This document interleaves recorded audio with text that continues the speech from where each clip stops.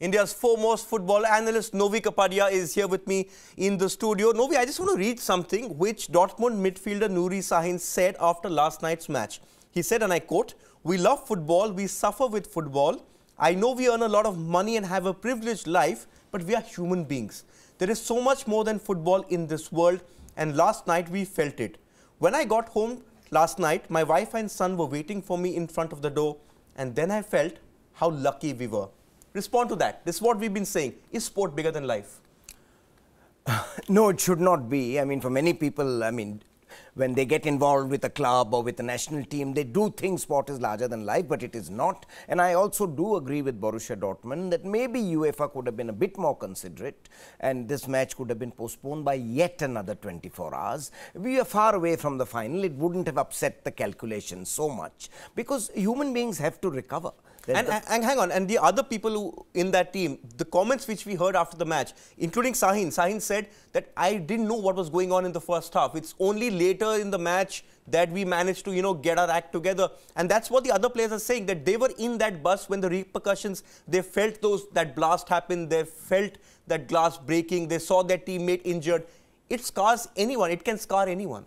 It can scar the toughest of people, as professional sportsmen are. And besides that, they've seen one of their own teammates injured. So you're feeling you've escaped from the jaws of death, practically. That can leave a permanent psychological sort of mark on anybody, impact. And they should have been given more time. I like Borussia Dortmund's attitude that the players were given an option.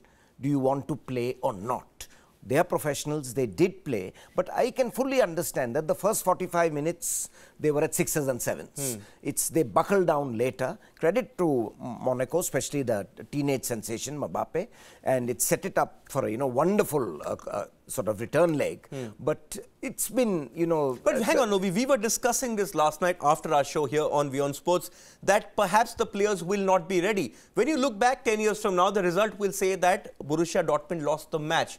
It will not say what happened 24 hours previously. When you go back and look at the Olympics were stopped for a day in Munich. When you go back and look, the Sri Lankan team, they flew back immediately to Sri Lanka.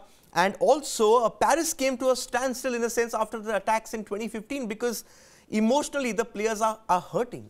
Emotionally, the players are hurting and you're playing a professional match. They would definitely be affected. That's why I fully sympathize with them, that they should have been given another 24 hours.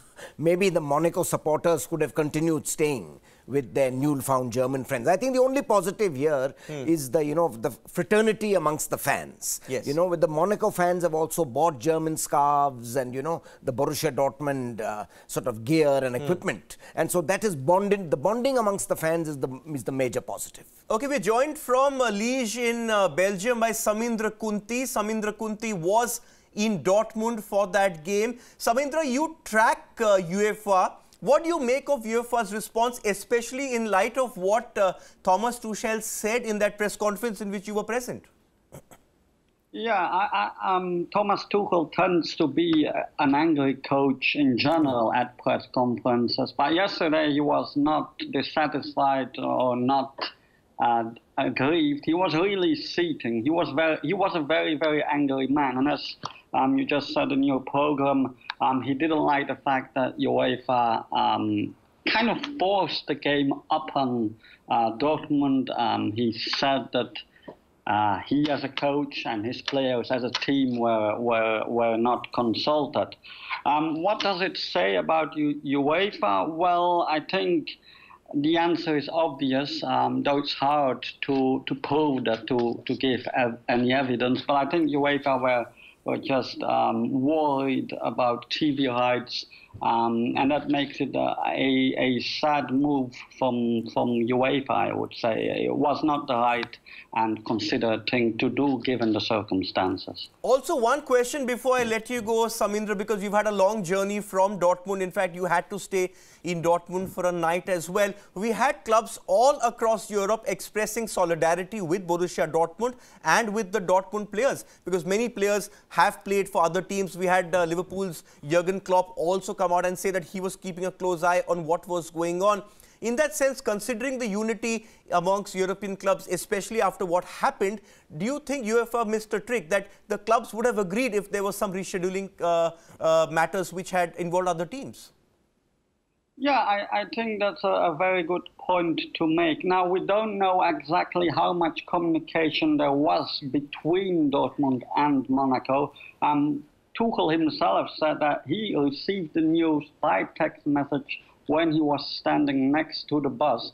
A good question to ask would be, how much did Dortmund as a club, from the board level, try and push UEFA to delay the match to a later date? Again, we don't know the answer to that, but definitely UEFA missed a trick here.